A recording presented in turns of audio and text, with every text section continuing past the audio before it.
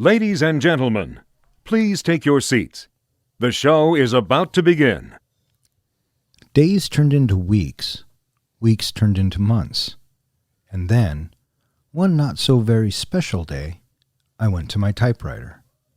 I sat down, and I wrote our story. A story about a time, a story about a place, a story about the people, but above all things, a story about love. A love that will live forever.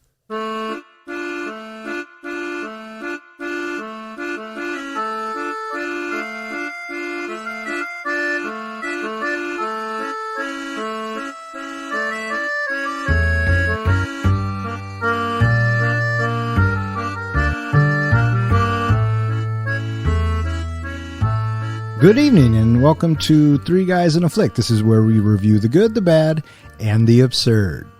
Tonight's movie, Moulin Rouge. Does it get any more absurd? Beware spoilers. My name is Don, and to my right we have the prop master, John. How you doing? And to my left, as always, we have the professor, Ken.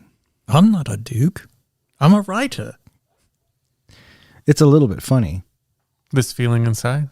I'm not one of those who can easily hide. Moulin Rouge. John, this was your period piece. Would you like to know why I picked it? Yeah. Yes. Yes. Please, could you give us a... Please. There were three very valid reasons why I picked this movie. Okay, well, we will decide what is valid and what is not, so please continue, good sir. First, it's definitely a period piece. Do you agree on that? Yeah. It's got a little bit of history in it. Technically. Two, you can learn history from it. Like, I didn't know people in the 1900s sang things. That's a stretch. And three, because your hate feeds me. That one seems a little bit more feasible, but the other two, thin. Thin. Pretty fucking thin. Really? What film genre is this really? I would say, first of all, it is a musical period piece. Okay. And if you break down what a period piece specifically refers to a film, TV series, or miniseries that's set in an earlier time. So right there, checks that box off. There are 4 types of period pieces I learned. There's a biopic, like Lincoln. There's a costume drama, where types of period piece, it focuses on elaborate costumes and dance numbers. This seems to fit into the costume drama. Historical romance or historical epic. So I'm thinking this is more of that costume drama with the big theatrical outfits and musical numbers and dance routines and characters. Right there, musical. This is a musical. I know. And No, let him finish, because I have a rebuttal. Please And the finish. professor even said, I think, when we were picking our movies, please, no musicals. So our hate, or my hate, whoever's hate feeds him. Okay. Yes, good sir, you are correct on a lot of those things. Absolutely. The one thing I did want to maybe not so much correct you, but more like inform you. Nowhere, anywhere does it say musical period piece. Anywhere. It'll say jukebox musical. It'll say musical. It'll say drama. It'll say comedy. It will not say period piece. Ask me how I know that. How do you know that? IMDb? No. The entire interweb. I went on the line. But what is the definition of a period piece? You just read it, so I know. I don't need to, and that's fine. It fits the definition. It can fit the definition, but this, it does fit the definition, but this movie is first and foremost a musical. It will never, ever be mistaken as a period piece first, ever. Yeah, I will agree with that. Okay, so what you did was you took the genres that we all picked and you made it the secondary genre. But didn't we also say things like Tommy Boy and Blues Brothers can both be buddy movies and they can be road movies? So this could be a musical and a period piece. No, it can't. And yes, we did say that because the interweb tells us so. But you always tell me to ignore the interweb. What? You always tell me to ignore the interweb. Only ignore the interweb when they're telling you that the Soul Stone is on Wakanda. Okay? That's the only time you can ignore them. Anyways, we had to pick genres out of a hat, and period piece was one of them. And so John put in Moulin Rouge, and those were his reasons. So, would you agree that Moulin Rouge is first and foremost a musical? I would agree. Okay, but I would also agree. I don't need anything else. I just need you to agree to that, my brother. But it is a valid pick for a period piece. It's a sketchy pick at best. I think people can put in the comments whether they agree or disagree. That is a fantastic idea, John. Yes, please let us know what you guys think. And tell Don he's wrong, because you can feed on his hate too. Go ahead. I dare you. Moulin Rouge was released on May 18th, 2001, and it was directed by Baz Luhrmann. The screenplay was done by Baz Luhrmann, Craig Pierce. It stars Nicole Kidman, Ewan McGregor, John Leguizamo, Jim Broadbent, and Richard Roxburgh. That's a pretty good cast. Yes, except for the biggest problem I had with this movie, which was, in fact, Nicole Kidman. We should also talk about that it was nominated for 8 Academy Awards. And did it win any, Professor? It won 2. It won one for art direction, and it also won for costume design. In particular, his wife was one of the costume designers. Which award was it disqualified for?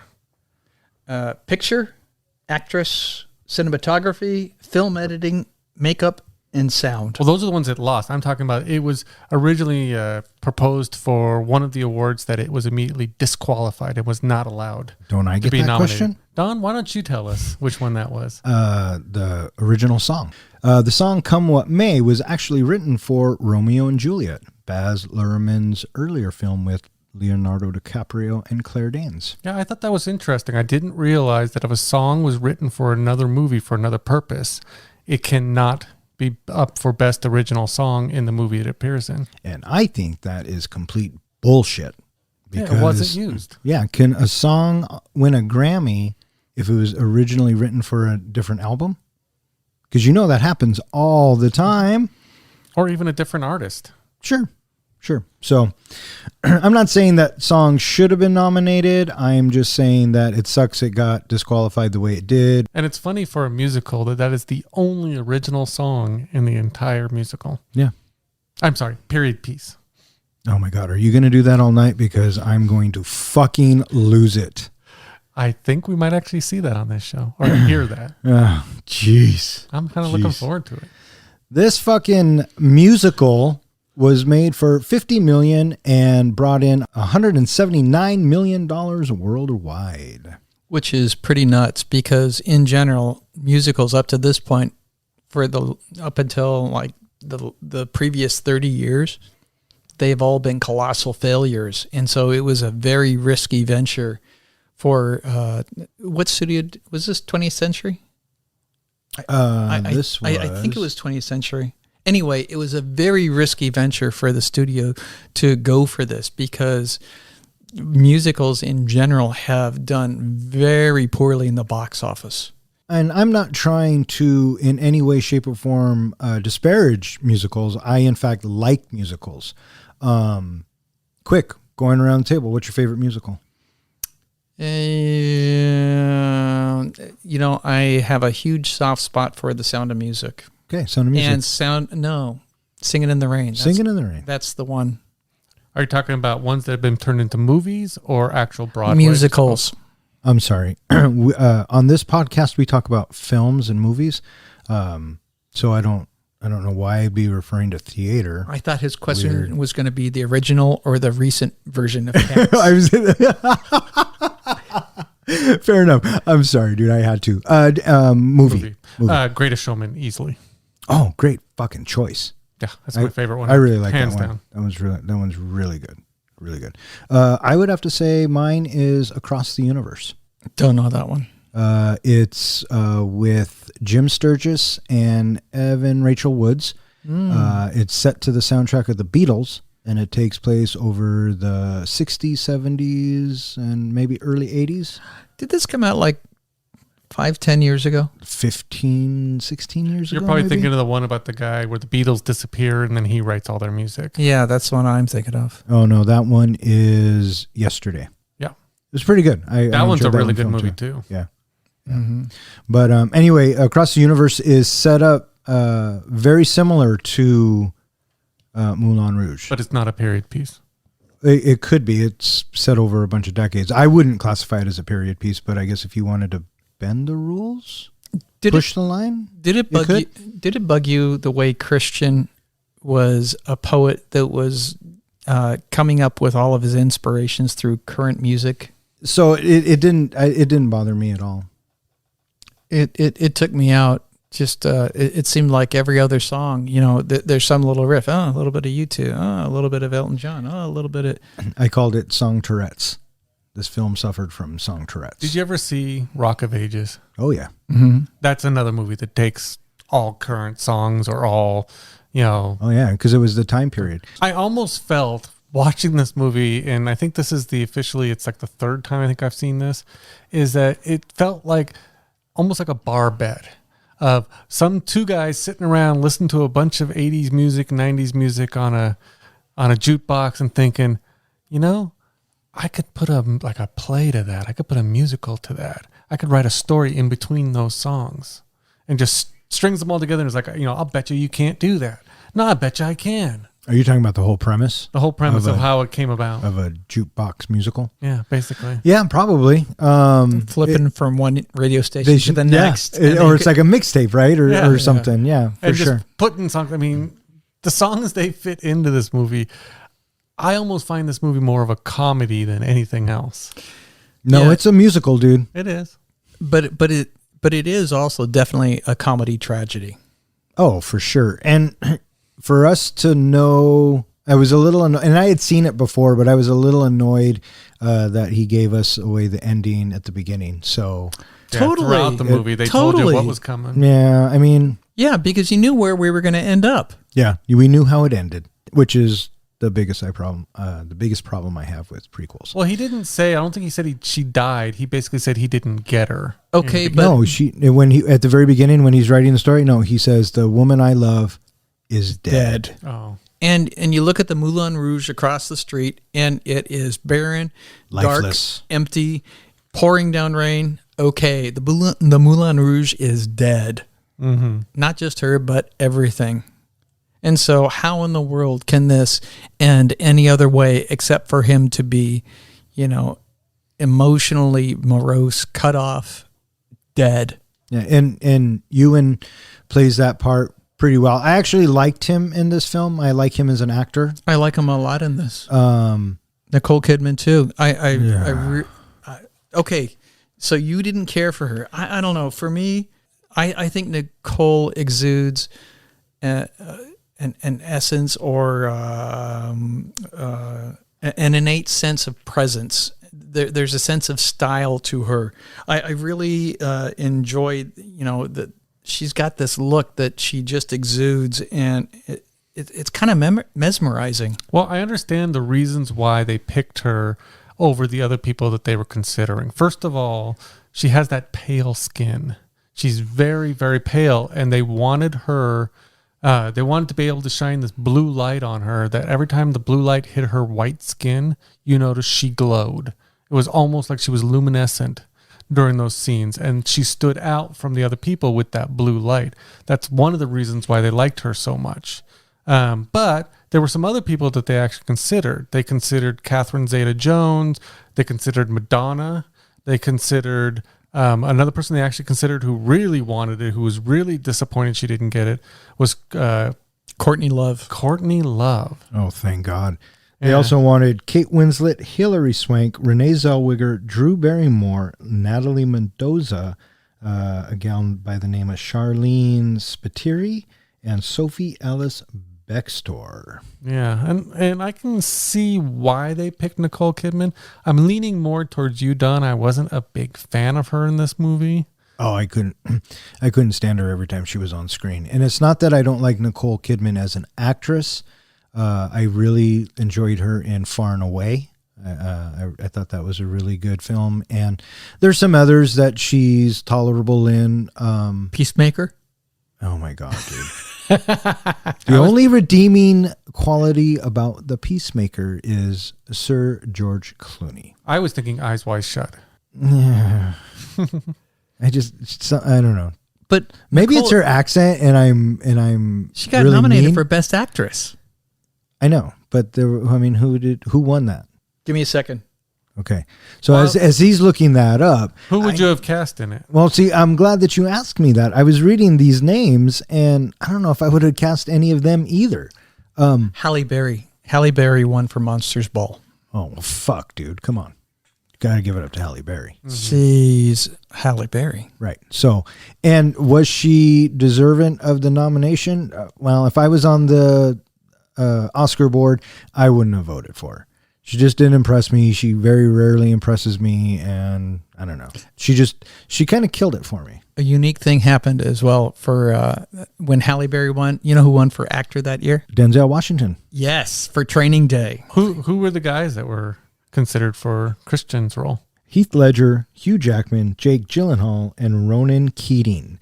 When you said The Greatest Showman, I thought Hugh could probably play this, but then again, Hugh could play the shark in Jaws. I guess Heath Ledger really wanted the role, Oh, I bet he would have been brilliant but too. they said he was too young to really fill, at that time, was too young to be the romantic lead. When did 10 Things I Hate About You come out? I don't know. But they said, I think A year or two before, I think. I would think it's 99, I thought. I don't think I could have 2000 pictured, at the latest. I couldn't have pictured him romancing Nicole Kidman. Oh, I could. It just seemed like it would have been a weird pairing for him that young back then. I disagree. Plus, I don't know how he sings. Have you ever heard him sing? It's a movie. They can make him sound however he 10 wants. Things I Hate About You. Doesn't he sing He does sing. out Never there on saw the it. field? That's right. You never saw 10 Things I Hate About You? I never saw it. You'd hate it. It's a good movie. Okay. We'll put it in the hat. I'm thinking we'll just have our listeners throw, until we come up with the next category, listeners just keep throwing movies into the suggestion. We'll put them in a hat, and then we'll, every couple of weeks we'll swap. And no matter what they pick, we'll consider it a period piece. You guys haven't picked my food movie yet, so wait till you see that one. Yeah, I don't. Okay. So wait, so you didn't think that you and Nicole chemistry? Yes? No? No. I thought that, I felt their chemistry. of course you did. Ewan McGregor's a great actor. It's about the love. I feel love. Okay, so here's the Well, thing. Don No. hates love, No, so- okay. Fuck you, dude, as you're on your phone. What I was going to say was I loved the story. I loved his interpretation of love. I loved the way he loved and wanted to be loved. You ever But feel I like didn't- that? Did you feel like that in your younger days? Oh, yeah. I absolutely. totally have felt his love in my younger days. And so I thought that he was great. And I thought he could do better than Nicole Kidman. That's all. Well, that's fair because, let's face it, this is a woman in a brothel. Well, no, I'm not. I don't have so much a problem with the character. Satine was who she was, right? She was a courtesan, which I guess means whore. High-priced hooker, basically. Yeah. So So again, whore. yeah, she is reserved for the best of the best. Right. She's the diamond. She's the diamond. Right. So I didn't have a problem with her as a character. It's really just Nicole Kidman, and yeah, that sucked. Haters gotta hate. That's right. Would you have put Selma Hayek in this role? No, I really enjoyed the chemistry that I saw on screen. The two really sell their chemistry well in the movie, in my opinion. So this movie is about a poet who falls for a beautiful courtesan who was promised to a jealous duke. He's not jealous. He just doesn't like people playing with his things. Yeah. Oh, that guy. The fucking duke. In 1900 Paris, a man named Christian begins writing his sad story. Flashback to 1 year earlier. Christian travels to join the Bohemian movement. Meeting a troupe of performers, Christian helps them finish their show, Spectacular Spectacular, to sell to Harold Zidler, owner of the Moulin Rouge. They arrive at the Moulin Rouge as Zidler and his Diamond Dog dancers perform. It is arranged for Christian to present the work to Satine, the star courtesan, unaware that Zidler has promised Satine to the Duke, his potential investor. Satine mistakes Christian for the Duke, but learns he is merely a writer. The Duke interrupts, and Christian and Satine claim they were rehearsing Spectacular Spectacular. Aided by Zidler, Toulouse, and the troupe, they pitch the show to the Duke. The Duke backs the show, provided that only he may court Satine. Christian and Satine fall for each other. Can I tell you what bothered me in the beginning of this movie? When it started. Yes, thank you. Okay, moving on. Next week, we're going to review Three Guys in a Flick. Did you notice that when Christian and Satine got into the room together and she was mistaking him for the Duke and all that? That's not the beginning. I'm just saying in this beginning part that you just read, that basically she falls in love with him when she hears his poetry and sees how artistic he is. He falls in love with her for nothing but her looks.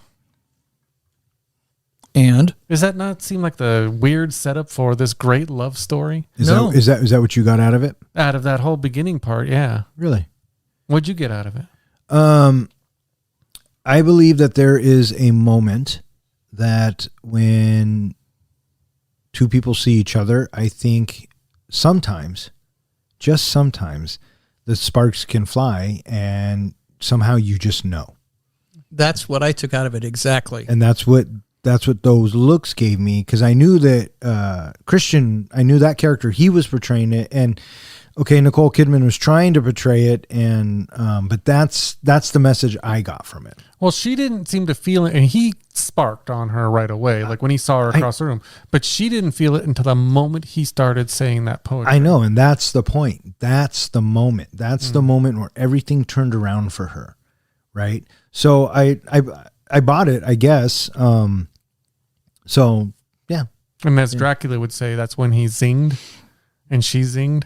Oh, from Hotel Transylvania. There you go. Nice, dude. Nice. Yes, that's the definition of zinging. Exactly. But let's back up a little bit to this opening. Why you hated it so much?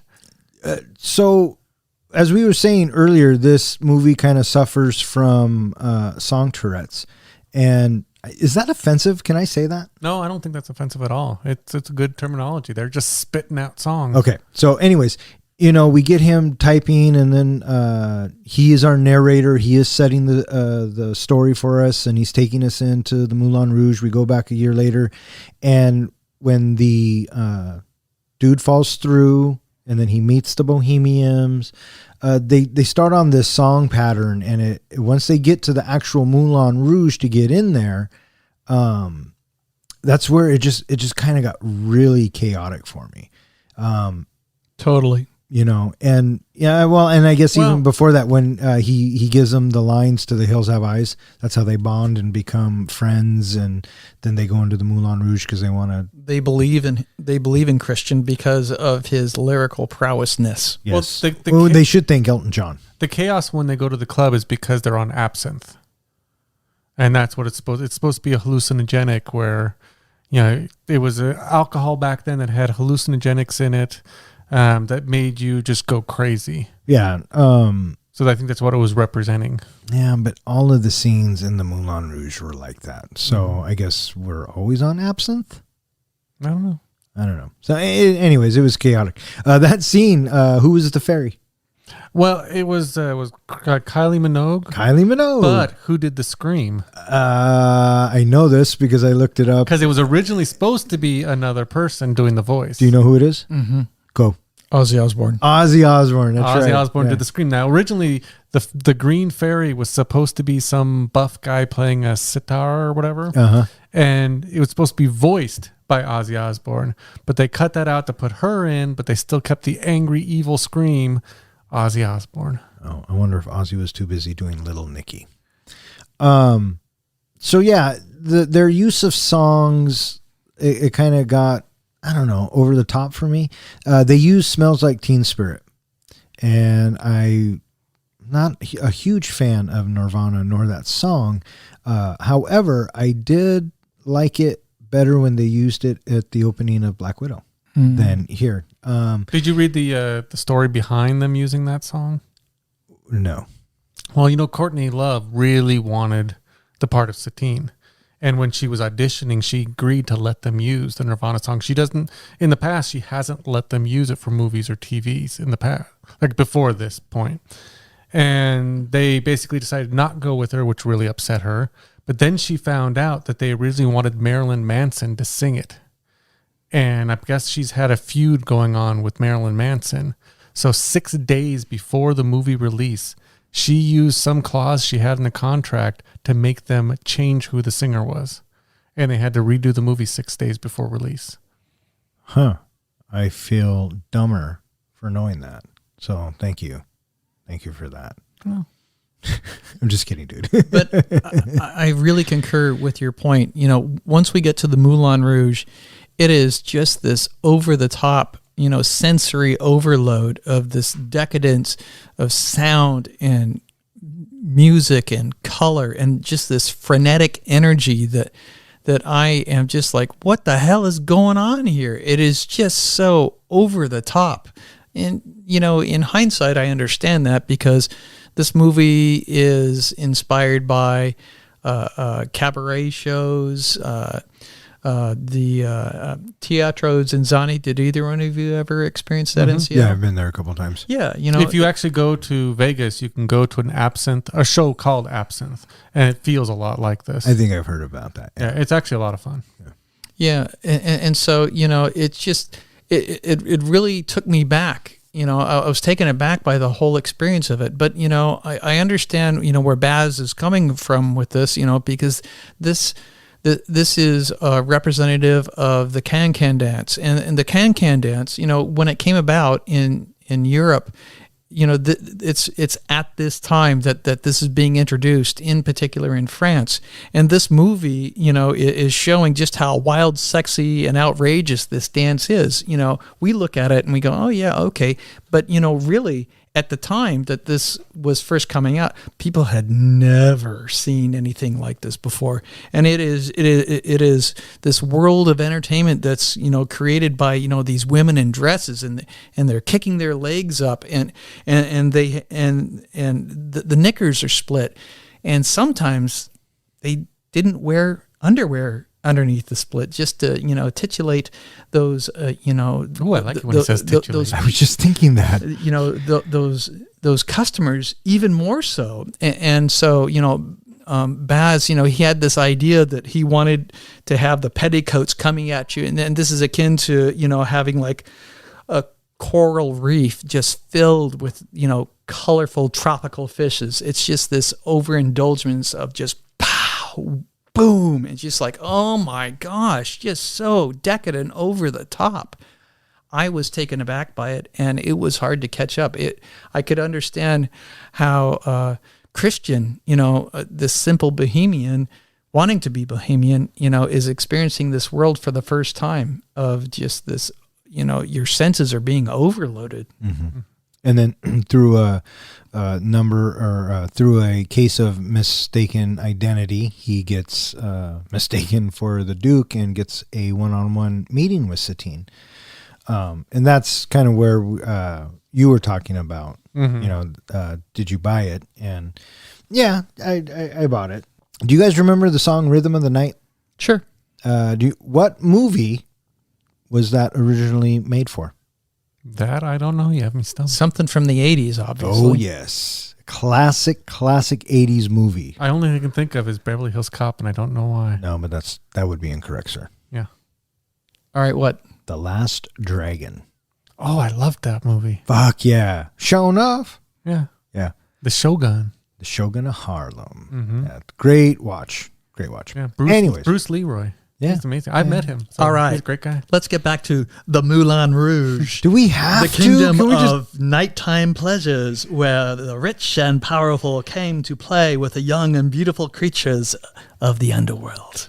What did you think of Nicole Kidman's entrance after all this chaos. They kind of bring her down on the trapeze with the blue light on her, making her glow, all the diamonds and everything, and the whole, she's the big focus in the diamond. It was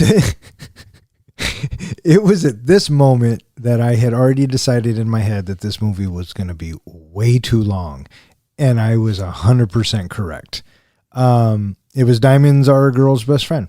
Mm-hmm. It was well choreographed. It looked nice. It was fun. Well, it was Diamonds Are a Girl's Best Friend with Material Girl playing in the background. Well, yeah, because this movie can't make up its fucking mind which song they want to sing.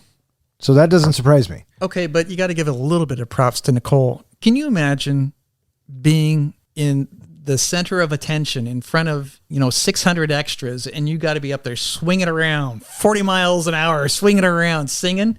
What the heck? Yeah, well, that's why they rehearse. In a skimpy little outfit. That took some moxie. Well, good for her. How much did she get paid for it?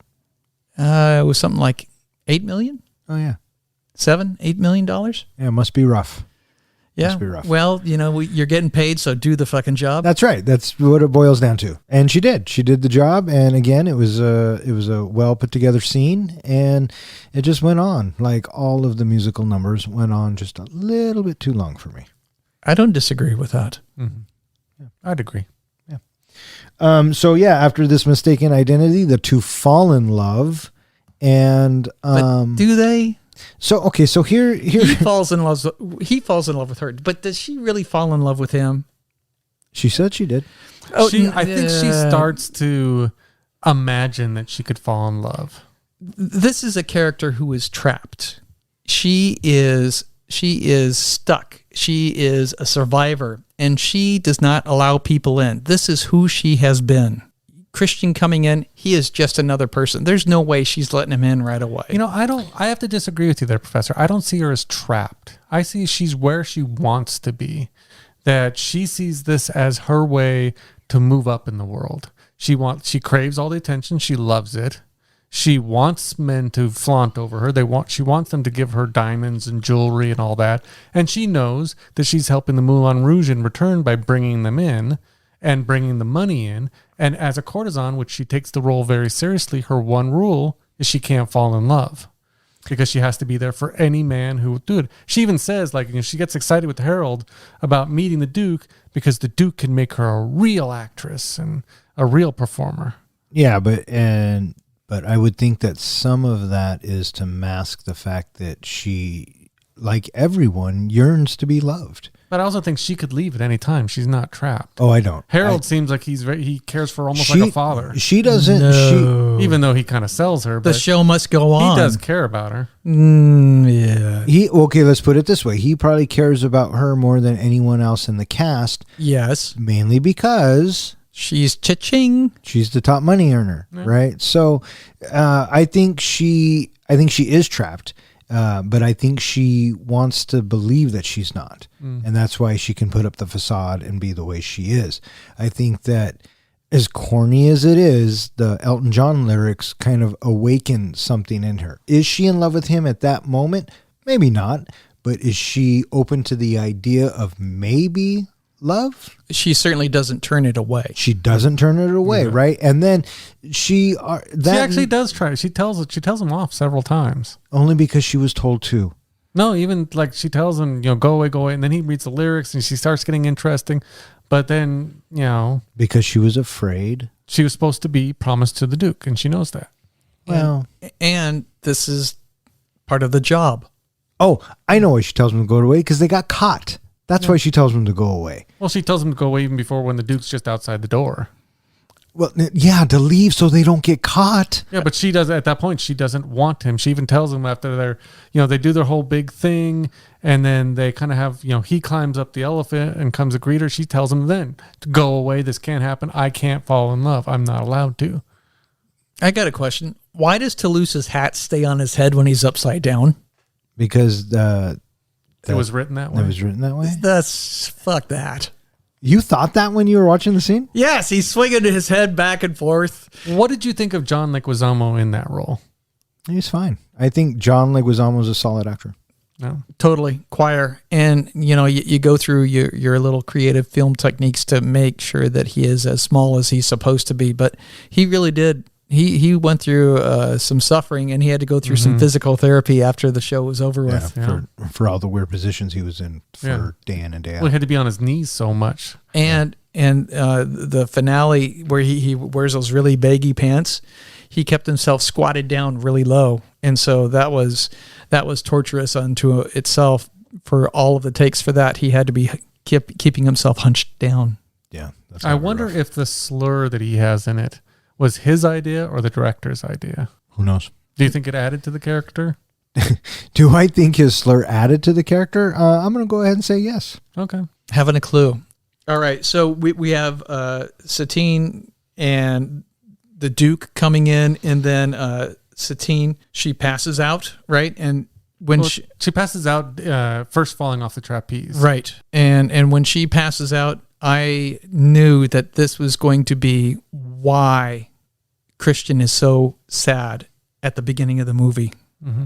This is what it is that causes him, because he's going to fall in love with a girl and she's going to die. So now we're along for the ride and we'll enjoy their love story. But in the end, she's going to die and he's going to be heartbroken. And hey, that's how it ends.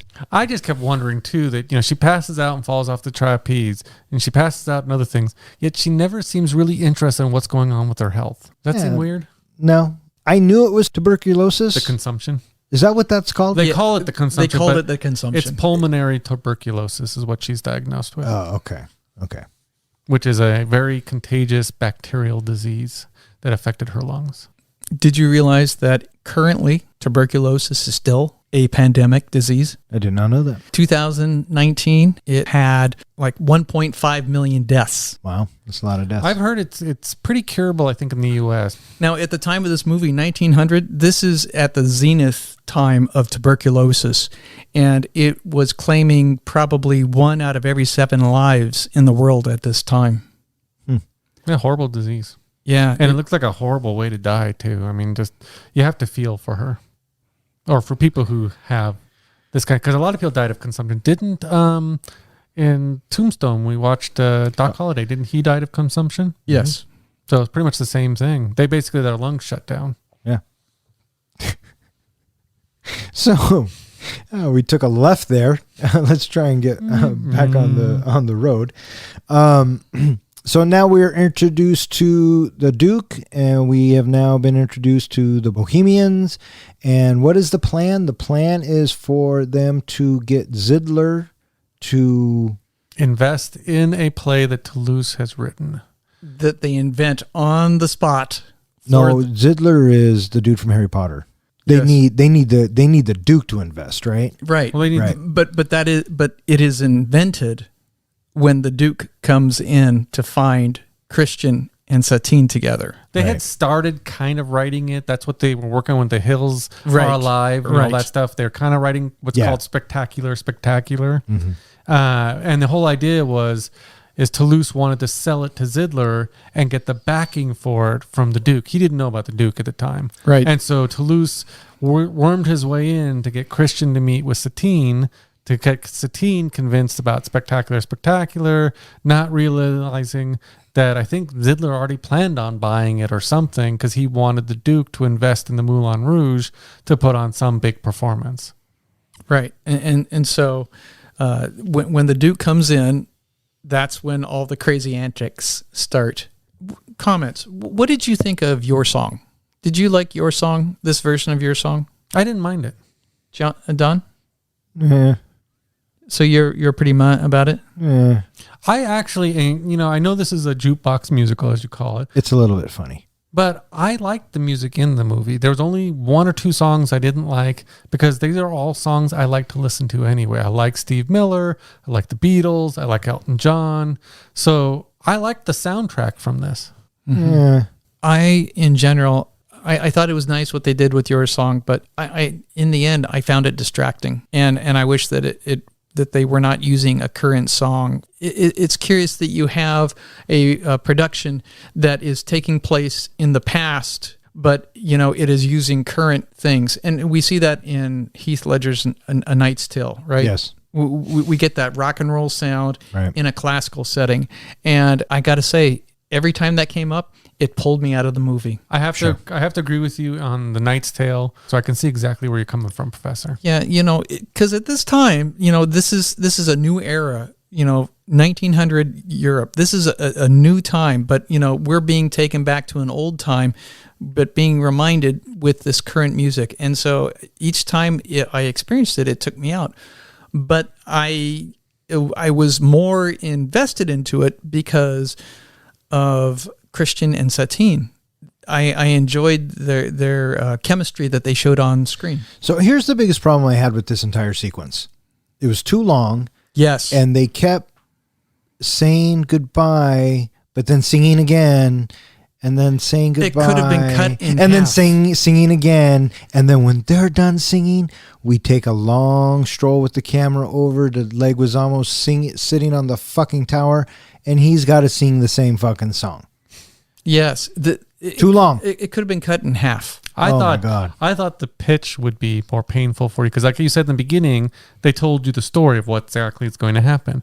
Well, the pitch of Spectacular is literally telling us word for word what's going to happen in this movie, what's I going to know. happen in this musical. I know. So they do that frequently throughout the movie of just telling you, okay, here's what's happening next. Here's what's happening next. Yeah, but then they keep repeating and repeating Yeah. and repeating.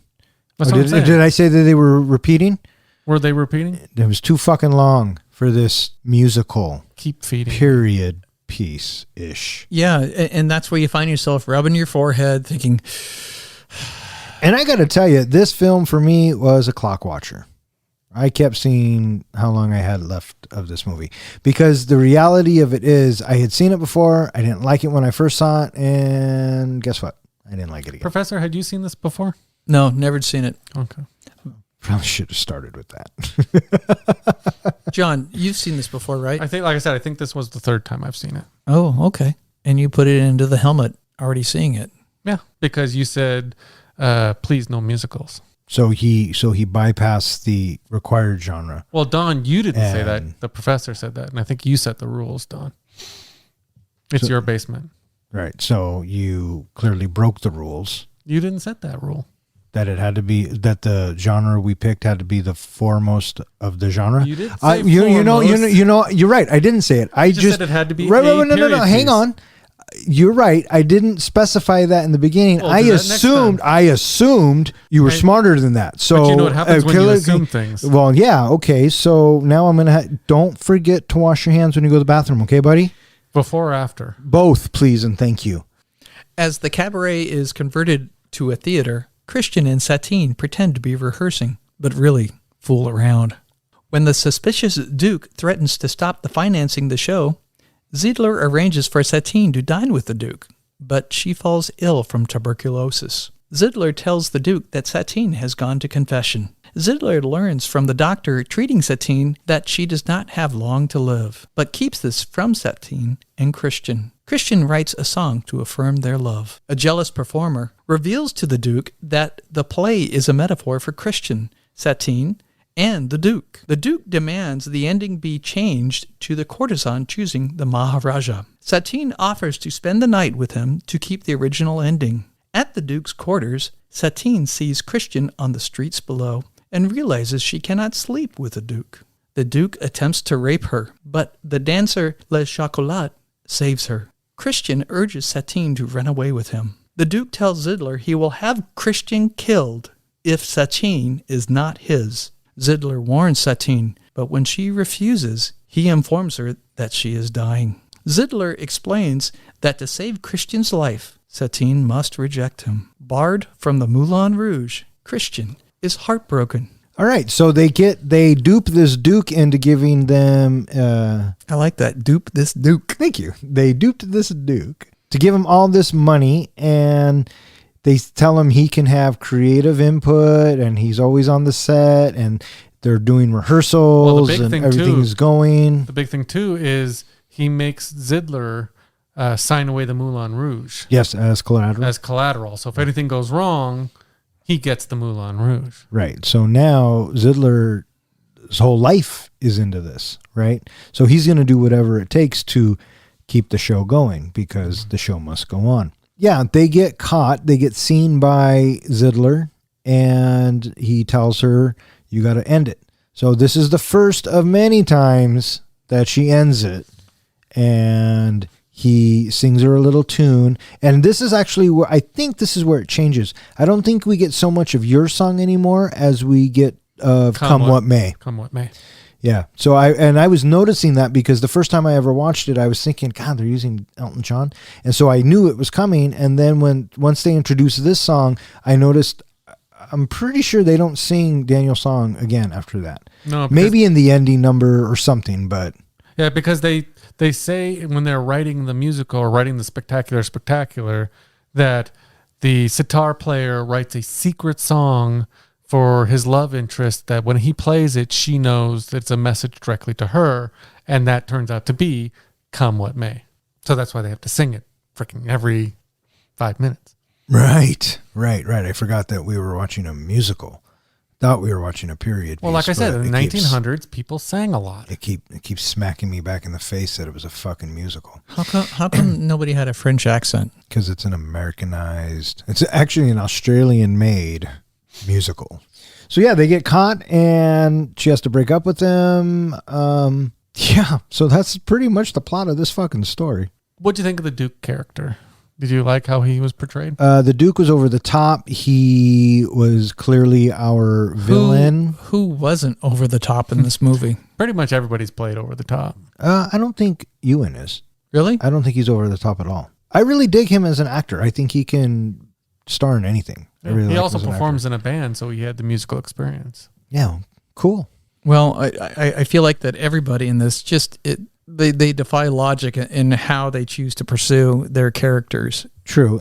But I thought the Duke was a bit more. And mainly it was Too much. because of his voice. Now, Yeah. we got to talk about the elephant in the room. Oh The my God. like Are you- a virgin Oh scene. my God. That's one, I have to admit, I've tried to block that one out every time I've seen it. That's pretty. Yeah. I guess my question would be is why do you still watch the movie? Again, because your hate feeds me. Well, that just says volumes about you, sir. Yeah, that was kind of a brutal scene. I did not care for that scene. That one creeped me out every time I've seen it. Reading about it, though, it's interesting. I didn't realize that the guy who played Zidler, his voice was dubbed during that part. Oh, that They doesn't actually had a surprise me. real opera singer trying to sing like him. And then I guess they spilled Coca-Cola all over the floor so that the dancers didn't slip. They had the floor sticky. So knowing that they're singing like a virgin and the floor is sticky, does that mean anything to you? No, because I didn't know the floor was sticky. I don't care that the floor was sticky. I didn't like the scene. It was dumb. Yeah. Professor, any thoughts? Yeah, I didn't care for the scene. That's all. So short and sweet. Way to break it down. I fully agree with you guys, though. It was fucking creepy. And maybe that's why I didn't like it. And I don't really like the song either. So I didn't like it in 84. I liked Borderline, but whatever. I don't know. That one scene, I found the movie kind of entertaining before that. I know it's a little chaotic, but I like the music and everything. That scene is what really took me out of the movie. Yeah. So I had already kind of been out of the movie. Like I said, I was watching the clock. So this just furthered my annoyance. I will give props to Baz Luhrmann for, going headstrong into this and, no reservations whatsoever. 8 Academy Award nominations. Yeah. Tells you what the Academy knows. 179 million. Yeah. Yeah. People love people love a musical. So, yeah, props to Baz, for going for it, but for me, nah. Yeah. Now, the necklace that the Duke gives Satine. I've been trying to do the research, and at the time, that was the most expensive jewelry prop ever made for a movie. It was over $1 million for that necklace. What the fuck are you doing with that?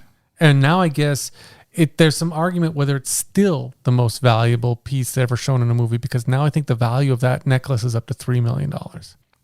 Don't care. Whoop-de-doo, Basil.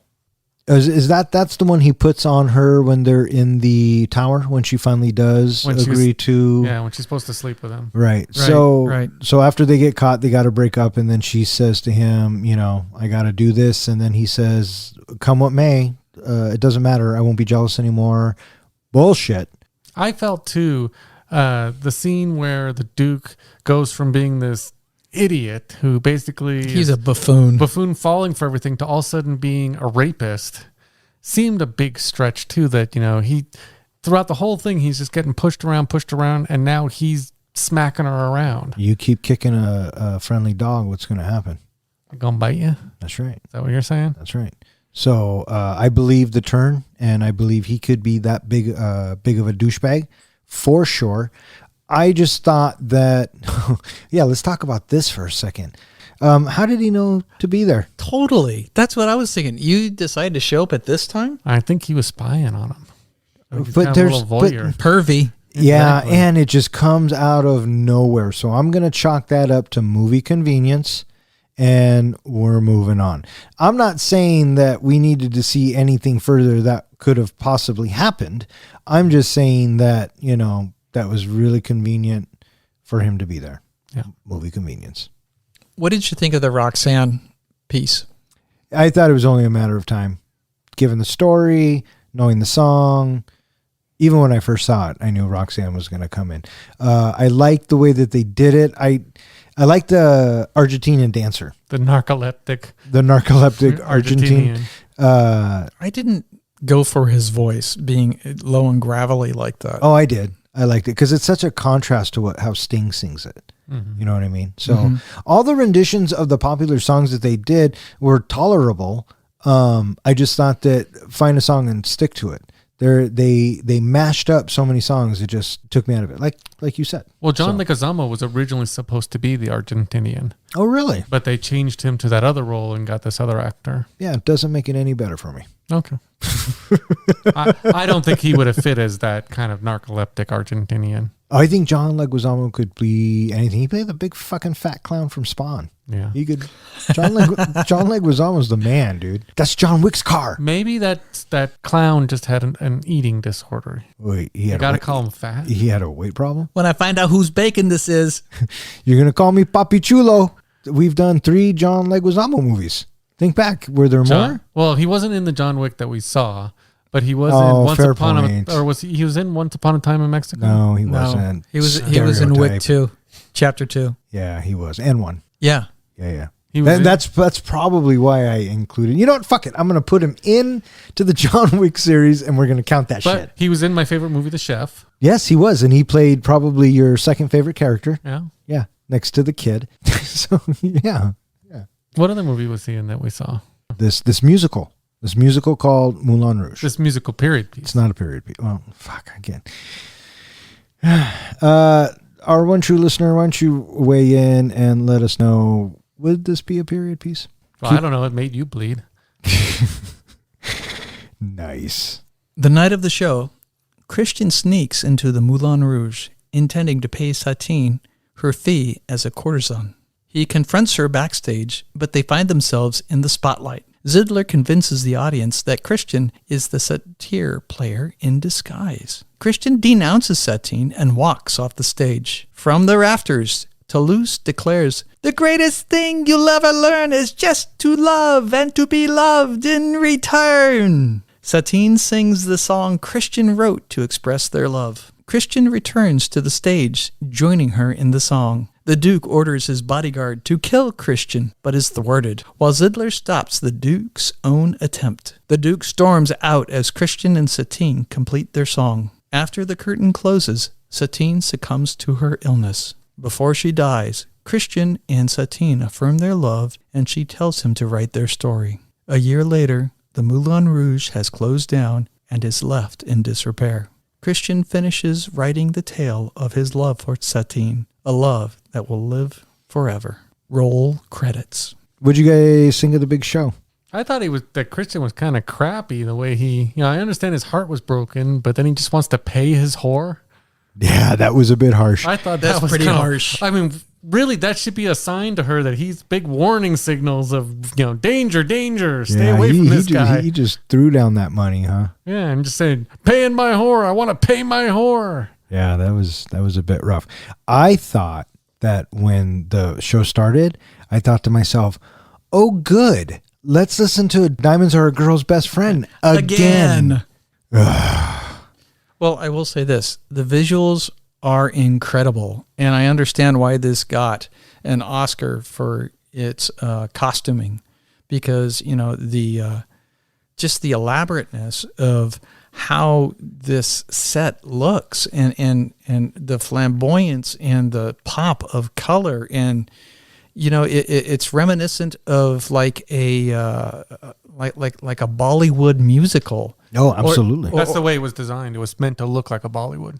Yeah, well, it comes across like a music video that happens to last for 2 hours, and that was a challenge for me. It's a little bit funny. Yeah, hilarious. I guess they made something like over 600 costumes, had 80 people working, tons of hours. And then I was reading something about it I thought was kind of funny about you mentioning the costumes. An adult performer named Monica Mayhem, apparently they borrowed some of these wardrobe items for a performance film that she was doing under the condition that they had to return them unsoiled. Wow. Nice. So if you watch the movie, I don't know if I don't have the name of the movie here, but you can look up Monica Mayhem, find the movie. You can see the wardrobe from Monica Mayhem sounds like a roller girl chick, like in Totally. You know what I'm talking about? Yeah. Hey Don, stop watching the clock there. I can't help it, man. I'm barely staying awake. Just kidding. You guys both suck. I'm curious to know, did either one of you tear up at the end with her death scene? Yes. No, dude, of course not. Something I want to know if it would have made a difference to you, and I know Don, you're going to say nope because it didn't happen that way. Was the original plan for the movie was for Satine to have a 3-year-old child, and basically the whole beginning and ending was Christian telling the story of the 3-year-old child that now I believe he has adopted after her passing. Would that have made any difference in this movie? It's not their 3-year-old child? No, it's her 3-year-old child. Oh, yes. Totally changes the movie for me. Let's get that written. Let's get that made. Yeah, we can drop the bit at the end where the Duke's gun goes kicking out of the window and flying off into the moonlit night. And bouncing off the Eiffel Tower. Yeah, what the fuck is that? Par for the course with this film. That was Peanut Butter Falcon with the guy lifting him over the head. It's the same cartoon effect. Just so fantastical. It's just like, of course. But it really was very similar to what a Bollywood ending would be. Bollywood endings always end with music and dancing. And yeah, and like 60 people on stage. We had this explosion of color. It's just like, my God. Have you ever seen Slumdog Millionaire? Yeah, I actually like Slumdog Millionaire a lot. Kind of that style of ending. Yeah, well, I get the whole singing and dancing, but what we're talking about is the gun hitting the Eiffel Tower. Yeah. Yeah, it is one of those moments where I figure the director singing, at this point, I've had you for far too long, 2 hours and 2 minutes, you're going to believe, or you're going to accept the next 10 seconds. And that's, convenient. Whatever. They were originally planning on showing more of France, but then the director made the point of let's just cut it down to just surrounding the Moulin Rouge. Oh, God, this movie could have been longer? Yeah, that's what he was worried about. Where the fuck is that cut? I want that one. Yeah, the movie is shot entirely on 4 sound sets, and they did not want to have any external shots because they wanted us to be believing that we were in 1900 Paris. So, trivia. False. Bollywood movies are made pre-COVID a lot. Bollywood movies, how many a year do you think Bollywood movies crank out? 200, 400, 600, or 800 a year? Don? 6. I'm gonna say 8 because I think they tons of them come out. Yeah, it's about 800, which is twice what Hollywood puts out pre-COVID. Have you ever watched a Bollywood movie? I think I just did. It's called Moulin Rouge. Oh, really? Was it any good? Let's save that for the rating. Okay. Hey, speaking of ratings, should we go ahead and rate this bitch? Let's rate this. I'm not done talking about the movie. Okay, what? No, I'm kidding. We can go into rating. I won't extend your pain. No, if you have something more to say that or you would like to talk about, please, by all means. All right. So, Professor, how do we do our ratings? 5 is a movie that you are ready to watch again immediately. You've walked out of the theater and you said, man, I could watch that movie again right now. That's a 5. Which will be Don's rating. A 1 is a movie where, okay, I've seen it, don't need to see it again. And so a 3 is going to be somewhere in between where you have a movie that's like, yeah, I'll watch that again. But you don't know when, but it's not going to be right away. And what would a 0 be? A 0B is you're letting everybody around you know that somebody owes you 2 hours of your life back. Here on Three Guys in a Flick, usually the person who picks the movie goes first. However, I think we're going to do it this way. Are you going to go first? I think I will go first. I would love to hear your rating, Don. Okay. Are you going to sing it for us? No, unfortunately, I do think not. that is an excellent idea. We vote here on Three Guys in a Flick. It's a little bit funny, this feeling I have. Like I said, it's a little bit funny. Fuck you too. Yeah. All right. Some of the musical cues I did enjoy. Bowie's "We Could Be Heroes" I thought was a nice touch. "Rhythm of the Night" I thought was a nice nod. Anytime the Beatles came up, it was only a matter of time. I love the Beatles. I thought that it really did suffer from song Tourette's, and it took me out of it. I did like that it was very theatrical. I'm sure, if life in the 1900s during the theater period, the Bohemian period, I can imagine being like that. I like the cast of characters. I thought the movie was cast just fine. Ewan McGregor is always a treat in anything he does. I liked most of the cast except for, unfortunately, Miss Kidman. So, Wait, yeah. She's like the star of the show. She got nominated for Best Actress, and you liked everybody but the star of the show. Yeah, do I have to say it again? Because he hates love. I disagree with that. Please continue. How do you get I hate love because Well, I don't see- like the female lead? That's what you always say to me. But you do hate love. Just because I support the machines. Okay. This movie, in my opinion, was way too long. It was about 40 minutes too long. Oh, wait, how long was this movie? 2 hours and... 7 minutes or something So like this that. movie was 2 hours and 6 minutes too long. So you enjoyed at least a minute of It had a very rinse and repeat storyline. They had to, after they got caught, they broke up 6 times, and they got together 6 times, and then she died, and it was kind of it was really depressing. And one thing really bothered me about this film. Just one thing. This one specifically really bothered me, and every time I saw it, it pissed me off. Why did they keep slowing the film down? It served no purpose. Maybe once or twice they did it as characters turned and we can get a look on their face, or they did it for that dramatic moment. But all the other times, it was like they just did it for what? Anyways, they slowed the film down, and it really fucking annoyed me. And then overall, that Like a Virgin bit was creepy and dumb. And so I am going to give the Moulin Rouge a 1. Okay. Closed for business. There you go. Closed for business. You shut it down. All right, so I'm going to go next. Okay. All right, so Moulin Rouge is first and foremost a musical. And I got to say that I would like to let people in the world know that it is just me. I know that there are some of us that enjoy musicals. There are some of us that embrace musicals. I am more of a traditionalist when it comes to musicals. We are probably looking at an old fogey here because I think about the olders, West Side Story, South Pacific, Sound of Music, and my absolute favorite, Singing in the Rain, Holiday Inn. I am about classics, and these contemporary musicals, I have never gone for them. So I hope that you are not offended up front just because I myself am not into musicals, that you are thinking, man, that guy's a total douchebag. Fair point, but please give me the benefit of the doubt that what it comes down to is I am not a musical guy. So I had great reservation in watching this movie. And I will say that there were numerous times where I give it a big, heavy sigh, and how much longer is this piece going to continue to go on and on? I totally enjoyed Nicole Kidman and Ewan McGregor. I embraced their on-screen presence together.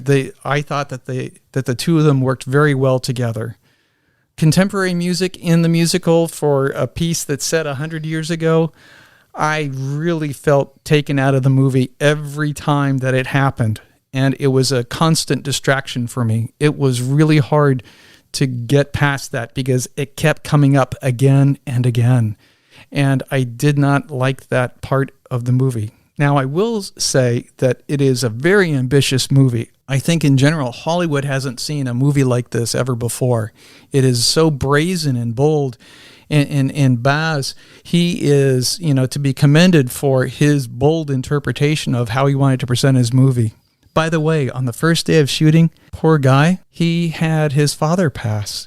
And so he ended up taking some time off right when they're getting ready to start so he could deal with his family issues. Man, what a sucky way to start, a huge project like this that had a lot of skeptics to it. And you're just hanging yourself out there going for this big gaudy production. So, hats off to him. But, the overall enduring understanding of this storyline is, all about, believing in love. And I embraced that because I also embraced how Christian's character felt in this, that, damn the consequences. I feel what I feel, and I have felt that in my young days as well. I totally feel his pain that he felt. I don't care. This is about love, and this is what the heart wants. And so I followed and believed in his character completely for that. Damn the consequences. And in the end, yeah, I knew exactly where the movie was going to end up because it showed us at the beginning of the movie. And she's like, oh. But I did still tear up at the very end. Watching her go and having him to say goodbye to each other, it's like, oh. But all that being said, I'm not all that excited to watch this movie again. I have seen it, and it's okay. And, there's maybe like 1 or 2 or 3 moments I want to see, but I'm not seeking this movie out again. I thought about watching it a second time, but, the $3.99, no. I think that I'm going to give it a 1.5. So it'd be my turn now? Only if you want to go. Okay. Well, actually, I want to start with my wife, Julie. As always. We know she does not watch movies, and she hasn't seen Star Wars. She hasn't seen Indiana Jones. She hasn't seen any of these movies. So it's fun to make her And watch. we still love her. And it's fun to make her watch these movies with me. You would appreciate, she gave me a 1-line review of this movie. Would you like me to share it with you? Yes, I am eager to hear. I'm all ears. Her review of this movie was, you can put glitter on a piece of shit and all you get is sparkly shit. It's still shit. I want to go back and change my review.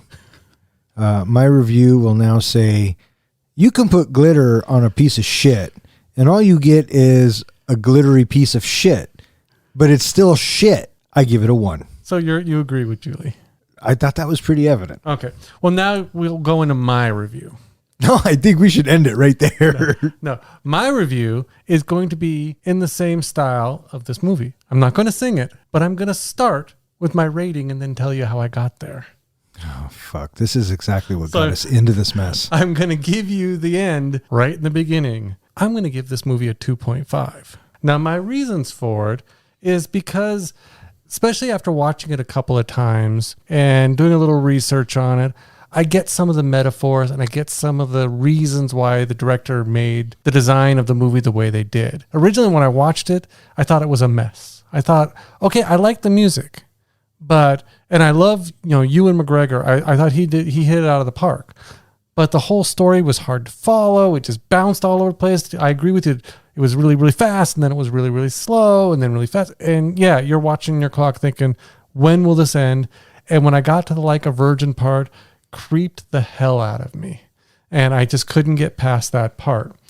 But now when I go back and I look at it and I think, okay, well, this movie's a metaphor for absinthe, for taking drugs. And if you think about it, the fast slow is them on the drugs and then them coming off the drugs and then them on the drugs again and them coming off the drugs. So really it that gives you that kind of same feeling of you're rushing, and now you're coming down slowly and everything's getting slow and painful, but everything gets happy again once you get the drugs in your system again. It's also a metaphor for love itself. You know, the feeling that you feel, you know, first time you fall in love and that energy, and then it starts to get slow and you start to get painful as, you know, things hurt when, you know, you're being pushed away and you're being spurned, but now you're loved and you're happy again and everything's all magical and bouncy and fast. And so I get that. And it was a lot like a can-can dance, which is really fast, really hyper, and then everybody's exhausted. So I got those metaphors. I also am a big fan of Greek mythology. And they took a lot of the story of Orpheus for this musical, for this period piece. And I don't know if you're familiar with the story of Orpheus. And but- Eurydice. And Eurydice, you're correct. I was about to get into his wife. Orpheus and Eurydice had a great love story. She died and went to hell, or went to the underworld. He has to go down to the underworld. He makes an agreement with the gods that he can bring her back from the underworld as long as he doesn't turn around and look at her. And for some reason, he gets all the way up to the doorway of the underworld and has to take One step. look at her to make sure she's still behind him, because he doesn't believe that she's still behind him. And because he looks, she gets taken back down to the underworld and he doesn't get her back. So I can see how they kind of work that into this movie of, you know, Christian did everything he could to get her, and by pulling her away from everything, in the end, when he finally got her and he thought he was happy, he loses her. It's kind of the same story. That's where they got the idea for this movie from. I loved those little aspects of things that they worked into the movie. I thought it was well done in that respect. Do I want to go out and watch this movie again? Not terribly. The whole reason I'm giving it, even the review I'm giving it above a 1.5, is the music, because I like the music and I could actually put this movie on, listen to the music in the background while I'm doing other things. Okay, well, there you go. 2.5. 2.5, 1.5, and a 1 from me. Is this an absurd movie? This would, I think, count as one of our absurds. Should we pick our next movie from the Bronco helmet? Yeah, we'll do that right now. Could we please? All right, we are going to pick our next film. I chose last, which was Moulin fucking Rouge. God, I'm so glad to put that behind us. And I think I pulled out Blues Brothers. Who pulled out John Wick? Oh, you did. No, was John Wick before that? Yeah. Wait, Blues Brothers, Peanut Butter Falcon, John Wick, and now here we are. How about I just draw? Okay, you know what? We're just going to let John draw. I like this. Okay. This one next week will apparently be a period piece. Apparently. Well, you know, because this wasn't a period piece this week. It wasn't. It was a fucking musical. I don't know who put this in the helmet, but we will be seeing Atonement. You are all welcome. I have never seen this movie. Tell me a little Neither bit about have it, Don. I've never seen it. I have not seen this either. Then why are you saying you're welcome? Do you even know anything about it? It has Keira Knightley in it. Oh, I forgot about that. Yeah, so enjoy, bitches. All right, so that is going to do it for this episode of Three Guys in a Flick. We really appreciate you listening to us. John, where can they find us? They can find us at our website, threeguysinaflick.com. They can find us on any popular or even unpopular podcasting hosting site. I put this bitch everywhere. You can also find us on our Facebook page, Twitter, Instagram, I believe. We now have an Instagram page. And you can just find us in Don's basement. There you go. All right, so for Three Guys in a Flick, my name is Don. I'm John. And I'm Ken. Thanks for listening.